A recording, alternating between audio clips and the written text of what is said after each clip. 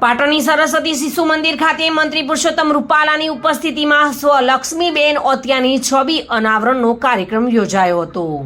વિદ્યાભારતી ગુજરાત પ્રદેશ સંલગ્ન ભારતીય સંસ્કાર નિકેતન સંચાલિત સરસ્વતી શિશુ મંદિર ખાતે શિશુ વાટિકા વિભાગના દાતા સ્વલક્ષ્મીબેન માણેકલાલ ઓતિયાની છબી અનાવરણનો કાર્યક્રમ યોજાયો હતો, જેમાં મત્સ્યપાલન, પશુપાલન અને ડેરી ભારત સરકાર મંત્રી પુરુષોત્તમ રૂપાલાની ઉપસ્થિતિમાં આયોજિત આ કાર્યક્રમમાં મંત્રી દ્વારા સંસ્થાના વિકાસ માટે ₹11 લાખનું દાન આપવાની જાહેરાત કરવામાં આવી હતી।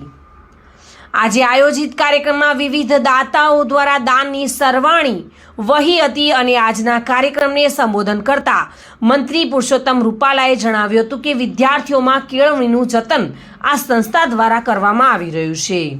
આપણી જૂની પ્રણાલિકા ફરીથી બાળકોમાં સ્થાપિત થાય તે માટે વિદ્યાભારતી અને શિશુ મંદિરની શરૂઆત થઈ છે।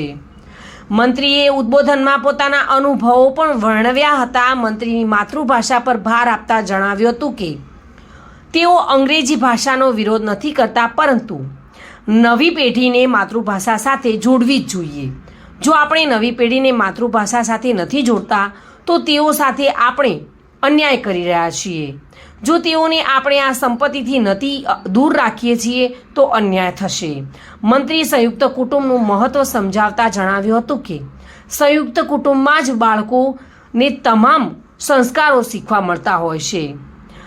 તેવા ગુણો બાળકોને બીજે ક્યાંય શીખવા નથી મળતા। મંત્રીએ દેશની ઇકોનોમી, રામ મંદિર નિર્માણ, ચંદ્રયાનની સફળતા તથા મિલેટ્સ વિશે રસપ્રદ માહિતી પણ આપી હતી। સામંત પરમાર સાથે bureau report, today Gujarati news.